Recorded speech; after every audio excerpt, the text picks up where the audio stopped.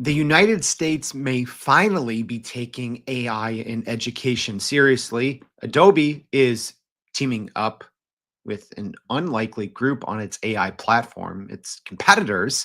Perplexity is going after Siri, seems like a hard pivot. And we have some new updates on OpenAI's rumored open model. A lot going on in the world of AI news as it is every single week. And if you missed it, and if you're wondering what happened, how is this going to impact my company and my career, you're in the right place.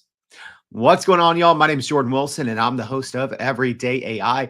This is your daily live stream podcast and free daily newsletter, helping us not just grow from AI, but how we can actually, use it to change the trajectory of our careers, of our companies. So, if that's what you're trying to do, trying to be the smartest person in AI at your company, or maybe in your department, this is the right place to do it. So if you're listening on the podcast, thank you for tuning in. As always, make sure to check out your show notes. There you can find a link to our website, which is where you need to be, youreverydayai.com. So there you can sign up for our free daily newsletter, as well as you can go listen to, I don't know, now like 510 plus back episodes on our website, read about them, watch about them, whatever you want to do. It's all for free on our website, sorted by category. So no matter what you're trying to learn in the world of AI, we have it for you there. All right. Also, before we get started on our AI News Weekly wrap up, quick reminder, or I guess an announcement. Tomorrow's show, we're going to be going over Google's AI Studio, 5 time-consuming tasks you didn't know you could automate. Yeah, I think a lot of people have been sleeping on Google's AI Studio. I use it every day, and I'm like, I should just probably share with everyone the types of things I'm doing in AI Studio. It'll probably really help people. So, hey, let me know if that sounds good. Live stream audience, good to see you. Rolando joining from South Florida. Bet the weather there is fantastic. YouTube crew going hard today. Richard, Big Bogey, Douglas joining on the YouTube machine today. Kyle, Michelle, Sandra, Keith, Arvin, everyone else. Can't get to everyone. Thank you for tuning in. Yeah, if maybe you listen on the podcast now and then. You can always hang out on the live stream. We do it on LinkedIn, YouTube, Twitter. 7:30 a.m. Central Standard Time, Monday through Friday. Come hang out, ask questions of our guests. Today, it's just me keeping you up to date with the AI news. So, enough chit chat. Let's get into the AI news that matters for the week of April 28th. All right. OpenAI has introduced a new lightweight version of its deep research tool and has expanded access to free users. So OpenAI is rolling out a new lightweight version of its deep research mode for ChatGPT, making this powerful tool more accessible for free users while managing operational costs. So the new lightweight deep research mode is now available to all ChatGPT users, including free accounts. If you are on a free account, you only can use 5 queries a month, which isn't a ton, so you got to make them count. But paid users, which includes ChatGPT Plus, Teams, Enterprise, and Education, receive 25 deep research queries monthly, while pro users on that $200 a month plan get 250 queries a month, with the advanced version still available, but capped before switching to the lightweight mode. So yeah, on the paid plans, you do get the full version, kind of the full weight version. And then once you hit that cap, you are switched over to the lightweight version, which is what the free users are using by default. So the new lightweight version uses OpenAI's O4 mini model, not the O3 full model, which the kind of full version of ChatGPT uses. If you don't follow models, that might be super confusing. You're like, wait, the paid, more powerful version is O3, but the lightweight version is O4 mini? Yes. So it's run by O4 Mini, not even O4 Mini High. So yeah, kind of the, in terms of power for the thinking models, right? Depending on where you want to put O1 on this, but I would say it's O4, O4 Mini, O4 Mini High, then O3. And depending on what you think of O1 Pro, that might fall somewhere, first or second. So OpenAI's goal is to reduce the heavy resource load caused by complex deep research queries, which require the model to analyze articles, papers, and extensive data to provide thorough answers. So this rollout begins immediately for free users, with enterprise and education users gaining access shortly thereafter. So despite research tools like this are becoming common among AI chatbots with alternatives such as Google's Gemini 2.5 Pro deep research, which is really, really good, much better than their previous version. And Perplexity has a deep research. Grok has a deep and deeper search, whatever they want to call it. So, I wouldn't say the tools are a dime a dozen now, but I would still say, at least for right now, it is OpenAI and Google that are kind of the premier versions of these deep research tools. I'm curious, live stream audience, what do you all use to do your deep research, right? I previously did a deep research comparison, but this was on Google's old version. So I do think OpenAI's and Google's are kind of in a league of their own. And I think this is one, like, if you haven't used a deep research tool, right? Like, some people are like, okay, how do I get started with generative AI? If you are brand new, I still think this is one of the best places to start. And I might have to do an updated episode since Google released or updated their deep research tool with Gemini 2.5 Pro. It might be time to do an, maybe, I don't know, maybe sometime in May, we'll do that update. So live stream audience, let me know if you want to see that. All right. Speaking of Google, so Google is facing a potential breakup as the Department of Justice pushes to force the sale of Google's Chrome browser. So Google was declared a monopoly in the U.S. search engine market by a federal judge, leading to a new phase where the Department of Justice is seeking remedies to break up its dominance, with a focus on how this could reshape internet access for users worldwide. But it actually has to do with AI, and you'll see why in a second. But the DOJ's top proposal is forcing Google to sell off Chrome, which currently holds about 66% of the global web browser market, arguing that Chrome's integration with Google search unfairly reinforces Google's monopoly. OpenAI has publicly expressed interest in buying Chrome if it is put up for sale, raising questions about whether shifting ownership to another tech giant would effectively address competition concerns. Other DOJ proposals include requiring Google to share some user data with competitors to promote competition, ending Google's exclusive default search engine deals, like Google's $20 billion per year contract with Apple, and unbundling Google and apps from Android devices to give users more choice. Google obviously strongly opposes these suggestions by the DOJ, claiming they would harm consumers, hinting innovation, particularly in AI, and weaken the U.S. tech sector's global standing. The company argues users choose its services voluntarily, and that forced changes would disrupt security and privacy protections tied to Chrome and its open source Chromium platform. You know what? I agree with Google here. Google, let's just say you're anti-Google for whatever reason. Google has their Chrome browser. They have an open source version of it called Chromium. So that's actually what Microsoft Edge uses. They use the same technology, right? So I don't necessarily agree with what the federal government is doing here, trying to break up. I know that they're saying Google has a monopoly on search, but I don't know if this is the way to do it, forcing them to sell off Google Chrome to a potential competitor, because, okay, then what happens if one of their biggest competitors takes over Chrome? Then aren't they just going to be in essentially the exact same position that Google is in, right? If you sell it to OpenAI, which is actually leading in the AI chatbot market, and it's not particularly close. So then wouldn't that give OpenAI an unfair advantage? Probably. So according to Google's court documents, right now, their Google Gemini AI chatbot has 350 million monthly users, while ChatGPT has reached almost double that with 600 million monthly users.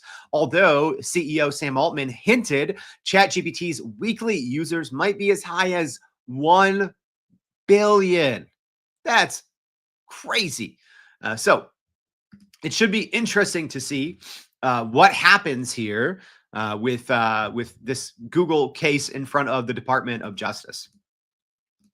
Speaking of Google's competitors, one of them in Microsoft has definitely updated its Copilot platform, I would say in a big way. So Microsoft has launched its Microsoft 365 Copilot Wave 2 Spring updates, introducing some new AI features aimed at helping professionals work smarter and faster. So we have covered a couple of them so far in the newsletter and on this very show, but this is kind of like the official bundling of all of these announcements we've seen over the past couple of weeks and some new ones.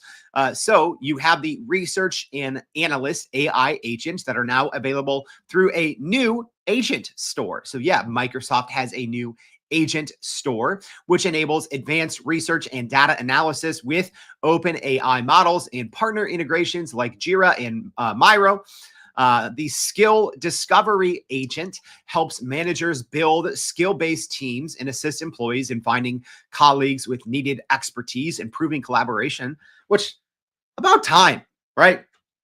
About time that we get AI that helps humans find and relate to other humans, right? So it's good to see that element of AI, something that actually encourages and improves human to human, right? Because we always think of AI as kind of like, okay, well, now I'm just going to be chatting with a bot more and not my coworkers. So that is pretty cool to see from Microsoft. Also, there's a new Create feature that uses GPT-4o to generate brand compliant AI images for presentations and social media. Also, Copilot Notebooks lets users combine spreadsheets, documents, presentations, and notes into a searchable workspace that can be accessed via chat, streamlining project workflows. Also, Copilot Search supports conversational queries across Microsoft 365 apps and third-party tools like Slack and Google Drive, though it doesn't search the web in real time. Also, you have memory now in Microsoft 365 Copilot that allows Copilot to remember user info more for personalized responses, as well as some new IT admin access. All right, so we actually have more on some new announcements from Microsoft here later in the show. All right. More big tech titans with some actually surprising news, this time from Adobe. So Adobe has expanded its Firefly AI system with support for its competitors' models with OpenAI and Google support. Adobe announced it will add AI image generation models from OpenAI, Google, and others to its Firefly app, while also launching a mobile version. So Firefly users can now generate AI images using OpenAI's GPT image gen, Google's Imagen 3, as well as Google's video product Veo 2, and also Flux 1.1 Pro models, along with Adobe's updated in-house Firefly models. So Adobe plans to bring in additional third-party models from companies like Pika, Ideogram, Luma, and Runway. That's a big one over the coming months. So content created with third-party models can be moved into Adobe's other applications, such as Photoshop, using a shared credit system for payment. Adobe did not disclose, however, how revenue from third-party model usage will be split between itself and these providers. So the company highlights that some users rely solely on Adobe's own Firefly models for legal safety in commercial projects, while others want to experiment with a broader range of AI tools.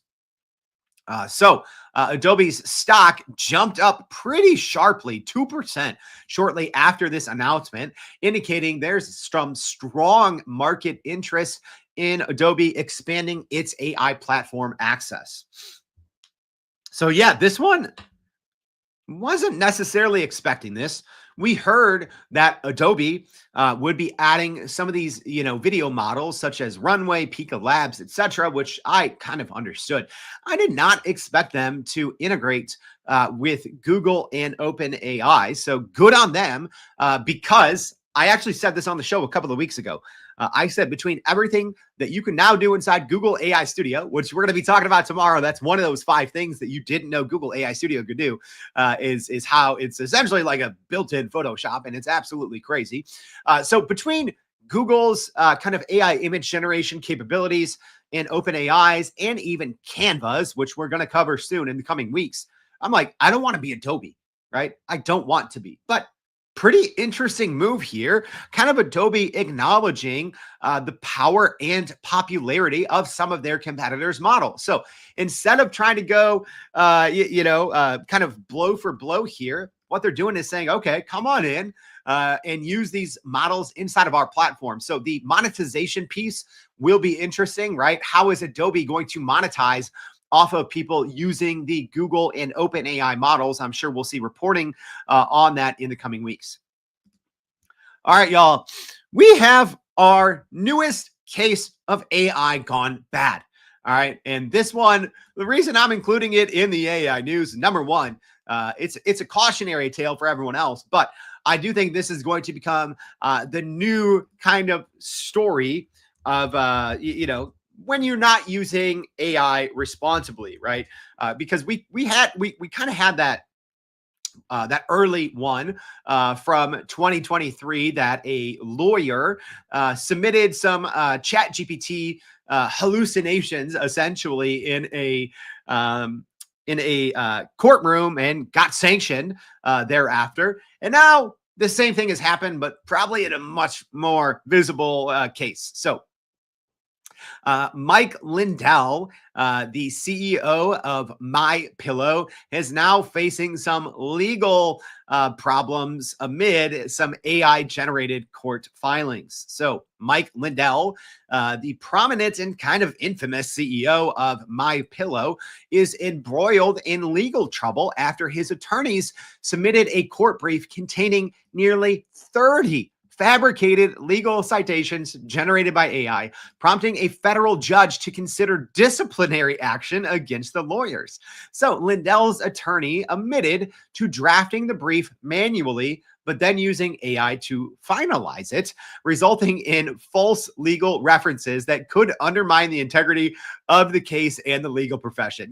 I don't know, but I'm guessing his lawyer was probably using the free version of ChatGPT and probably didn't necessarily know how to use it, because if you're using, as an example, deep research or the O3 model, and you're doing at least minimum human in the loop, you're not going to get 30 fabricated legal citations. It is still wild to me that we are seeing these stories, but this is probably going to become the next big one. We've been talking about this, this one that happened in New York in 2023 for now more than 2 years. And I think this is probably going to be the new one that we're going to be talking about for years to come.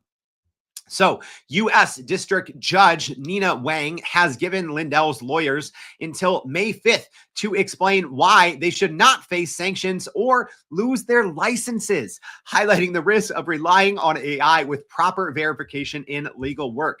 Also unrelated, but kind of related, My Pillow's business has sharply declined since Lindell aggressively promoted election fraud conspiracy theories following the 2020 U.S. presidential election, reportedly losing $100 million in revenue after being dropped by just about every single major retailer. So the fabricated citations undermined the validity of Lindell's legal defense, potentially damaging his case and raising broader concerns about the ethical use of AI tools in law. Good. Hey, great comment here. This is why I love having live stream and having smart people on the show. Lisa on YouTube says, I'm a lawyer and have the paid version of ChatGPT. It still gets the law wrong. It sounds great, but lacks nuance and is technically incorrect a lot of the time still. All right. That's A good point. Yeah. And Marie saying, guess Lindell's lawyer should have taken your PPP course before submitting their brief. Absolutely. It wouldn't have happened, right? When people properly know how to use a, right? Because everyone just wants to one-shot AI systems, right? They want to lazily work their way in, put in one prompt, try to get 10 pages of documents. If you know what you're doing, then that's a big if, right? But if you know what you're doing, it is large language models. Let me just say this. Large language models rarely hallucinate. If number one, you know what you're doing, and you have a knowledgeable human in the loop who's using the right model at the right time for the right purposes and is going through a basic prompt engineering process. Hallucinations, if I'm being honest, I use large language models depending on the day, anywhere from, I don't know, it varies 5 to 12 hours. Sometimes I probably have a 0.05 hallucination rate. Very, very rare because I know what I'm doing, but most people don't, and they're just looking for a quick shortcut. So yeah, another cautionary tale now that we'll probably be talking about for a while. All right. This one might sound kind of dorky and on the back end, and why are we talking about an API? But it's going to change, I think, creative work. So OpenAI has launched their API access for their popular ChatGPT image generation model. So OpenAI has made its advanced image generation technology, which was previously only available inside its ChatGPT platform, accessible to developers through its API. This move comes after the tool's viral success and massive user engagement, with over 130 million users creating more than 700 million images in just the first week. So the image generation feature is powered by a multimodal AI model called GPT Image 1. I wish they named this differently. Like CEO Sam Altman said, he put out something on Twitter about this and he said Image Gen is available. And I read it as Imagine, as in Google's Imagine, photo. And I was like, wait, what happened here? We got to name these things better. Calling it GPT Image 1 and Image Gen, not the best way to refer to the models, just saying. But it is capable of producing images in multiple styles, following detailed instructions and rendering text within images. Developers can generate multiple images simultaneously and adjust the quality and speed of generation, offering flexibility based on application needs. OpenAI has implemented the same safety measures in the API as in ChatGPT, including content moderation options that can be set to auto or low sensitivity, allowing developers some control over filtering strictness. AI images created with GPT Image 1 include C2PA metadata watermarks to help identify them as AI generated. I don't know, y'all. I'm feeling spicy. Should we do, probably couldn't do this for a couple of weeks, but should we do a show where we build essentially an app on this OpenAI image gen model? I never know if that's too dorky. Right. Might have to use, Cursor or Windsurf or something like that. But I think this is truly going to be like, how we had this like ChatGPT moment? It's not going to be as big as that, right? But this is going to be one of the biggest steps forward for creativity that no one is going to notice, right? Because when a company releases an API, for the most part, it doesn't impact the everyday business leader. But y'all, I'm telling you now, there are going to be thousands in the coming months, thousands of new apps probably aimed at your business, at your vertical, that's going to help you create more engaging and better images. And as we've already seen, from all the, and I'm not talking the viral, like Ghibli style or, make me a Barbie, right, action figure. Like, I'm not talking about that. I am talking about incredibly accurate visuals, creating infographics, creating realistic photos with text adherence. Like, it is really, really good. All right. Couple people said, yeah, we should do that. McDonald said yes. Joe said, I would really love to see API image generation because I will use it. Derek just says, why not? All right, maybe we will. Because I've also always thought about, okay, should we do like a show on Cursor or Windsurf or something like that? And so maybe it'll be a 2 or 3 part series, and we'll tackle, maybe, coding inside, ChatGPT and Gemini, and then we'll, tackle Cursor in Windsurf, and then we'll do, creating an app or something like that. So I don't know. Either we'll do it, as a live show, or maybe when and if we finally launched the community that's technically been ready for a year and a half. Maybe we'll do it inside of the community. So we'll see. All right, next piece of AI news. U.S. President Trump has signed an executive order to expand AI education in the U.S. So President Trump has signed an executive order to boost AI education across the U.S. by launching a national initiative focused on preparing students for careers in AI, one of the fastest growing technology fields.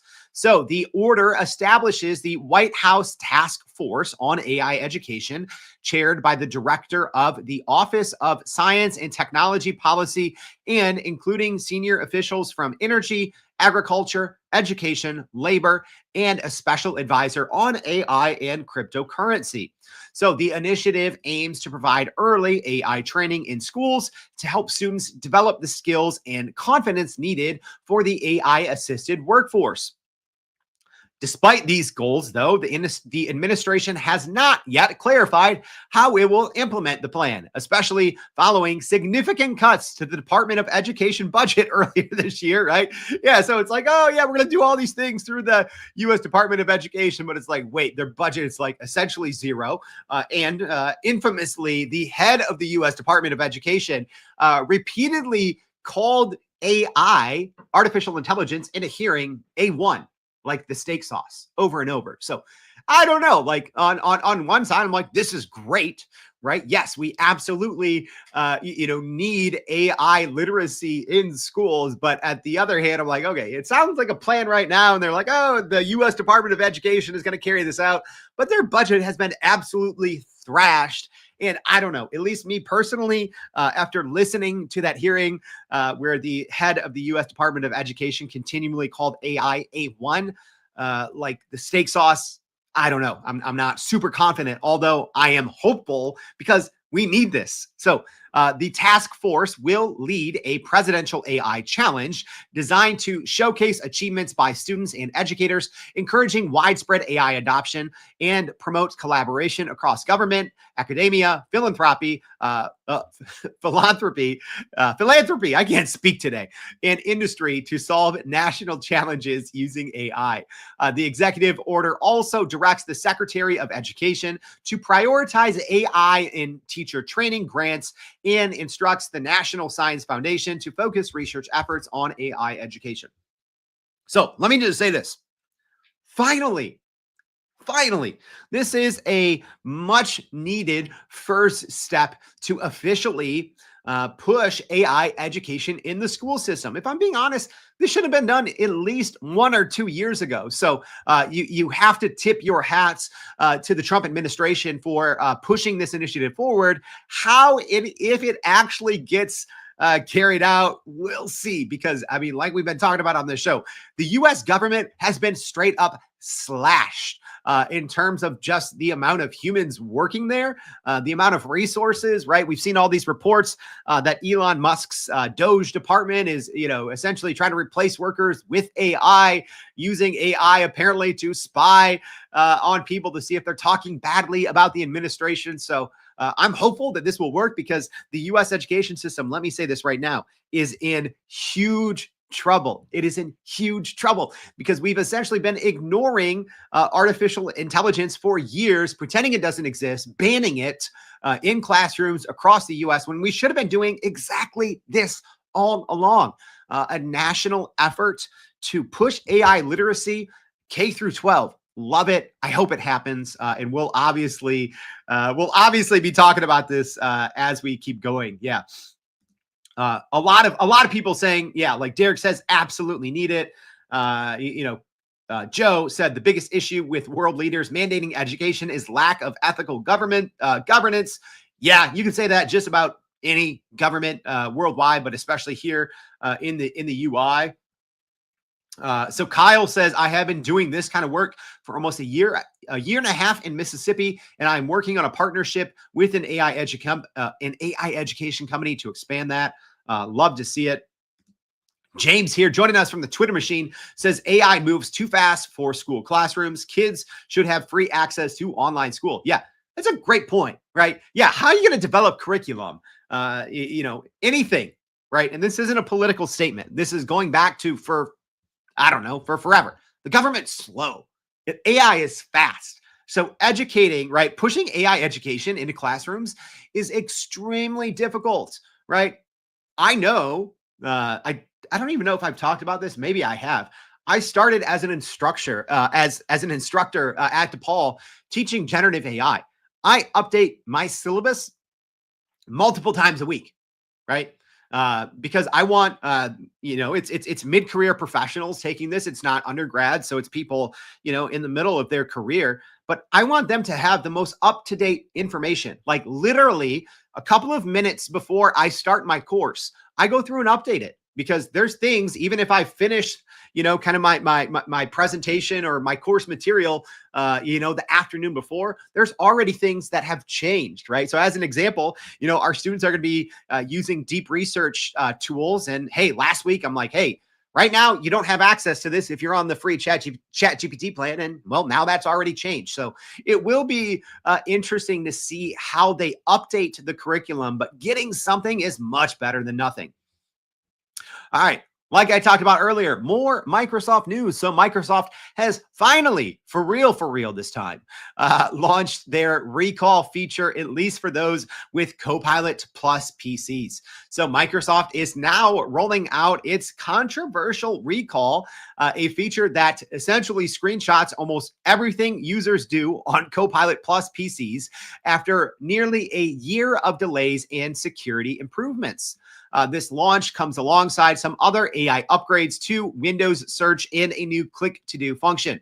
So Recall was initially planned to launch with Copilot Plus PCs in June of last year, but was delayed due to security concerns raised by researchers. So Microsoft spent 10 months enhancing Recall security, making it an opt-in feature, whereas previously it was previewed as an opt-out. So you were instantly opted in. That set off everyone's alarm. So now it is an explicit opt-in feature with encrypted data storage and default filtering of sensitive information. So security expert that was quoted in one of these articles, Kevin Beaumont, who was the first one to flag Recall's security risk, recently tested the final version and reportedly acknowledged that Microsoft's serious efforts to secure it have paid off, though some filtering glitches remain. So Recall allows users to search their PC by all these snapshots of all of their activity, helping find vague memories of content without needing exact file names, improving over traditional search. This is literally the reason I bought a Microsoft Plus PC. Now I can finally set it up like 5 months after I bought it because I've been waiting for this feature. I don't care, right? I'm not big on data security, right? When I work with clients, I walk them through it, but I tell people like any information that you have that is publicly available online, it's already in large language models, right?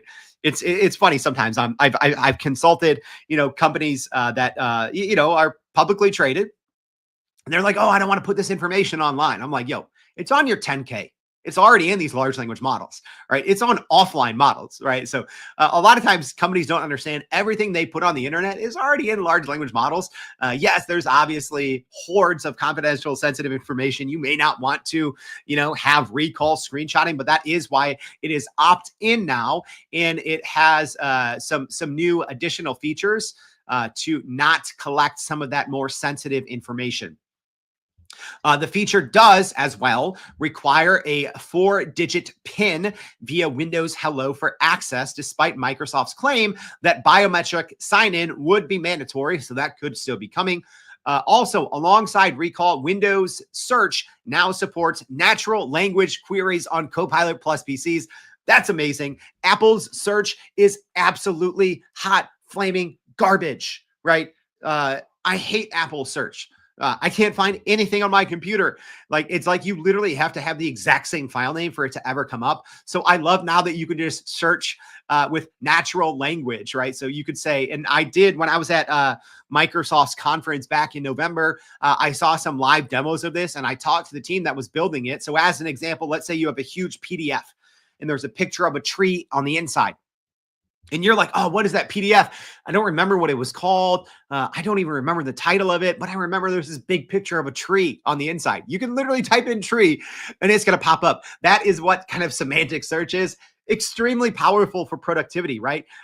I think that this is a small thing. You know, everyone's talking about recall because it was controversial, but I love the new, or at least the idea and the concept of this new natural language query on Copilot Plus PCs. Also, there is the new click to do feature, which is activated by a Windows key plus a left mouse click, which offers quick actions like summarizing text or removing objects from images on screen. Very cool, right? So that's essentially bringing in some of the best kind of time savers from different large language models that you can just do, right? If you have something open, you can click it and instantly summarize, right? You don't have to have a Chrome extension. You don't have to have a desktop, AI system running. It's all just built in on this Edge AI if you have a Copilot Plus PC. All right. Our LinkedIn user said, truth, Apple, hate Apple search. It's so bad. Why is it so bad? Why is Apple so far behind? Fred says, Jordan, it's time to take the dust off your new Windows PC. Oh, man. My wife is always like, are you going to set this up now? And I'm always like, yes, I absolutely am. And then, I don't know, something big happens in AI. And I'm like, all right, well, now I got to spend 8 hours, testing out this new O3 or testing out this new Gemini 2.5. So if the AI news world went like a full week without these huge announcements, I would have time to set up my new Windows Copilot Plus PC. All right. This someone's saying, please share it when you set it up. I want to see a live demo. All right. I'll see Microsoft if we can, set get something special set up for you guys. All right.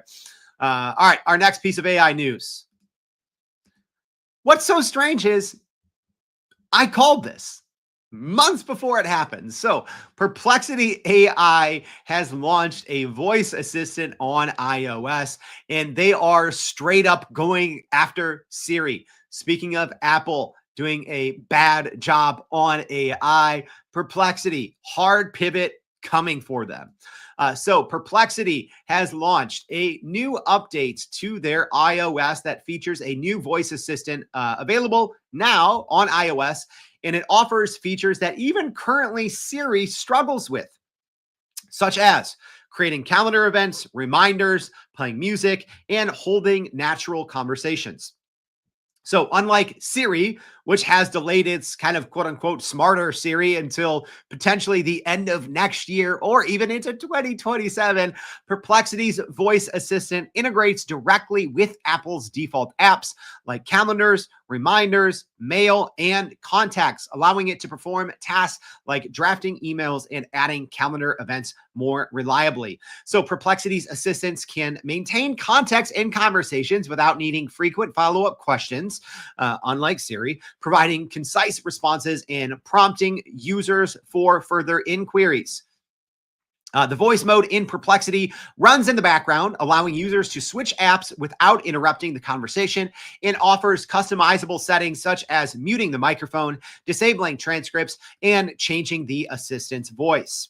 Perplexity also supports web-based actions by preparing tasks like booking restaurant tables or opening Uber with the destination pre-filled, though it still requires users to manually complete the final steps themselves. Features Siri aims to offer, but won't until minimum next year. One thing that does work pretty consistently, Perplexity can launch and play music both from Apple Music and YouTube videos quickly, although it has current limitations such as difficulty sending text messages even with contact access. So it says it can't. So let me just say this. It sounds great, right? Like, oh my gosh, we finally have a smart Siri. Doesn't work. at least not consistently, right? So let me tackle this in two parts. I did call this, just saying. I called this back in our 2025 AI Roadmap and Prediction series. I said Perplexity is either going to get squashed or they're going to have to hard pivot. And I would say if Perplexity can get this right, this is their hard pivot. And I'm rooting for them. I've been extremely critical of Perplexity over the last, 9 months because they have a hallucination problem. It's pretty bad, right? And their biggest USP is gone, right? Their biggest kind of advantage a year ago, 18 months ago, was the ability to kind of quickly go out and, go over 20 websites and to give you a somewhat accurate, bullet point or summarization of a certain topic. It's not good anymore. It's not. It's not even a top 3 at that exact task. So let me say that again. A year ago, Perplexity was on the top in terms of being able to do this deep research, right? So number one, they technically created this category that now everyone else is blazing, but they don't have a top 3 product in that same category that they essentially helped create. So like I said, you have OpenAI and Google in the top 2 spots. We'll see which one is actually ahead. Then I actually think you have Grok, right? And as problematic Grok can be, I still think it is better than Perplexity. So I've been saying all along, Perplexity is going to get their lunch money taken from them in this category that they helped create. So they have to pivot hard or they're going to get crushed. So I said they had to pivot. I said they had to innovate. So here we see it. And I love it. I love this move by Perplexity. And like I said, I've been pretty harsh on Perplexity because I think they've lost sight of what made them originally special and originally unique because hallucinations have been taking over their platform. And I think, like I said, they've been beat to the punch by this whole deep research thing. But no one likes Apple's AI because it's not even there. Siri's not smart. So I'm rooting for them. I hope this works. But I tried it for, when it first came out, I tried it for 5 or 10 minutes. I had it work once where it would check my calendar and then it drafted an email like, oh, hey, what's on my calendar? It said, oh, you have a meeting at 1 p.m. with Bill. And I'm like, okay, email Bill and say I have to push the meeting back. And it did that. It did it once. Guess what? I've tried it 5 times since and it hasn't worked. So, sometimes it'll be like, oh, I can't access your calendar. And then you do it 3 more times, then it can. Right. And then you're like, okay, send an email to this person, that's on the calendar invite. And then they're like, oh, I don't have their contact information. It's like, yeah, you definitely do. And then I go through it. I manually check my phone. I'm like, yes, it's there. So it's inconsistent, but it's extremely promising. So I'm rooting for Perplexity to improve this. And I did reach out to the Perplexity team, at least on social media, with some feedback. It seems like they took it in stride. So hopefully they'll improve it. All right. Our last piece of AI news, OpenAI's rumored open model may be coming in June. So OpenAI could release its first, quote unquote, open language model since GPT-2, right? Yeah.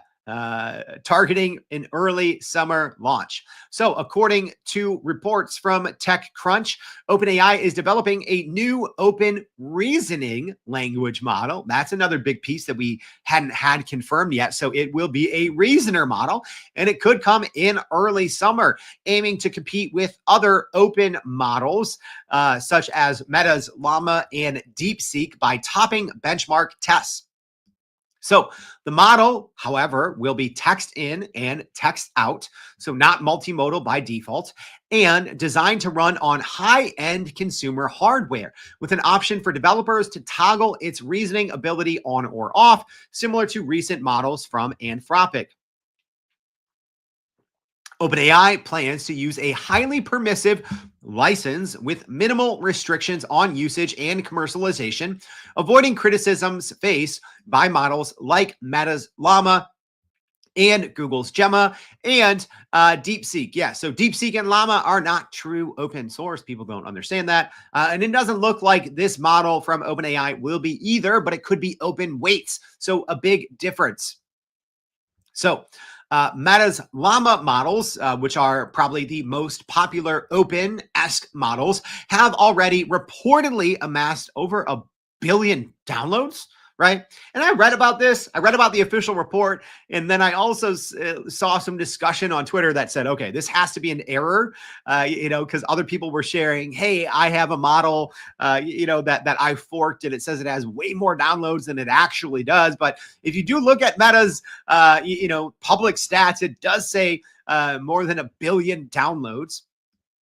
So we'll see. This could be extremely popular. CEO Sam Altman has acknowledged that OpenAI needs a new open source strategy to compete with the DeepSeeks, Google's. Microsoft is creating some open models. Meta has been a leader as well. But OpenAI, the open, quote unquote, AI lab, hasn't released anything remotely open since the ChatGPT craze. So since GPT-2, and even that model, when they released it, it was very, very slimmed down from what it was originally announced. So like I said, CEO Sam Altman has acknowledged that OpenAI needs a new open source strategy and plans thorough safety testing and red teaming of the new model before its release, including publishing a detailed model card and benchmarking and safety results. So if successful, OpenAI may follow with additional models, including smaller versions, potentially broadening access for developers and companies. Regardless, the rest of the world wins, right? When the leader, and it's not even close. It's not even close. OpenAI is the leader in users, right? Because aside from what we told you, right, that came out through that Google lawsuit, so Google is making a heavy push to acquire more users. So right now, reportedly, according to their court documents, 350 million monthly users, where right now ChatGPT is at 600 million monthly. And there's been rumors that there are even more for 600 billion, 1 billion weekly users. Whereas right now, ChatGPT has 600 million monthly. So yeah, the rumors are saying OpenAI, since their new image gen, that their stats are actually way higher. So we'll see in the end if OpenAI does release an open source model. It changes not just all open source AI, but it also changes proprietary AI as well. Because what happens then is, the labs that are building closed source models can essentially learn from what OpenAI is doing in their open, even if it is just an open weights model, right? You can essentially learn and kind of mimic and emulate what all these other labs are doing. So, that's why, everything from DeepSeek to Microsoft to Google to Meta, right? Releasing very impressive open models. It actually helps proprietaries and it helps the whole system move forward. So Kunal asked, bro, all right, bro, let me tell you. He says, bro, what do you think about chatbots capability after 5 years and 10 years? Oh my gosh, Kunal, great question. I have no clue. Right? What we're getting right now, specifically with O3, and if you didn't watch our O3 episode, make sure you go do it. So that was episodes 509 and 510. What we have now with O3 is agentic. It's 100% agentic. There's still some hallucination problems. You actually get the more agentic and multi-tiered these models get, the more that you have to really keep an eye on them because there's been some pretty wild hallucination problems, I would say, so far with O3, whereas I wasn't getting them as easily with 4.0. So it does require a little bit more prompt engineering. But where we're going to be with AI chatbots in 5 to 10 years, I don't know, right? I do know that I don't think we're going to be typing to them, right? I see them being on physical devices, right? I think whatever company, whether it's Meta, Google, or OpenAI is reportedly working on hardware. I do see it being in glasses, in our phones, right? I think finally that technology, I think that, you could say if the most powerful model, whether you want to say Google Gemini 2.5 Pro, O3 from OpenAI, we're going to have models way more powerful than that on edge, right? On our offline devices, we'll be able to download those models. So what we're able to do is I don't even know. Scary. I'll say that. All right. So that's it for our AI news. But let me know, which of these should we cover more this week?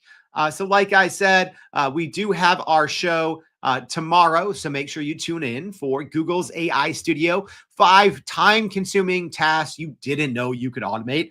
That's going to be a fun one. I'm going to show you some ways that I'm using Google's AI Studio every day. Let me just say, I feel like I'm stealing when I use Google's AI Studio because the long context window, it's extremely powerful, extremely flexible. If you haven't used Google AI Studio before, I suggest you tune in.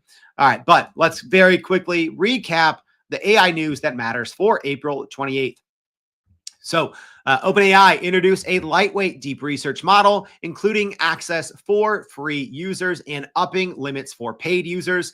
Google has faced a potential breakup as the U.S. Department of Justice pushes to force the sale of the Chrome browser, which is really going to impact the AI industry.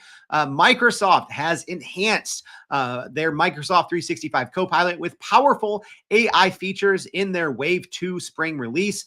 Adobe Firefly has expanded its Firefly AI system with support for competitors, namely OpenAI and Google's image and video models.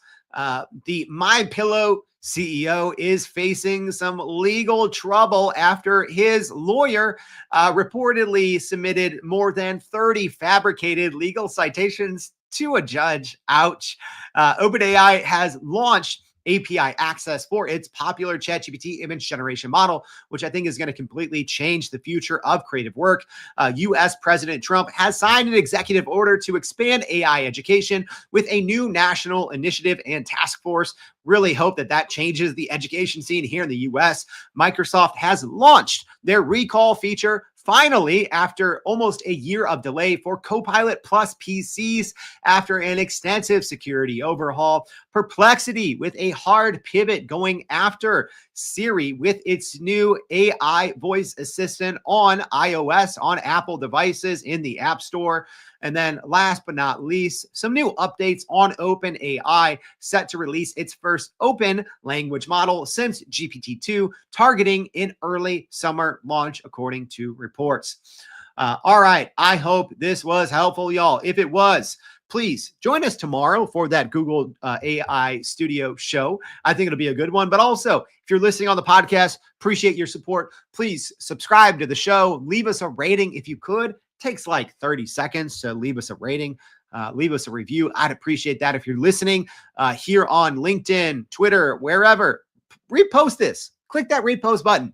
We spend literally countless hours a week to help you cut through the AI noise, to bring you unbiased facts with receipts. We do so much work on this. Takes you a couple of seconds. Click that repost button, share it with your friend, share it in the presentation, email it to your colleagues. We'd appreciate that.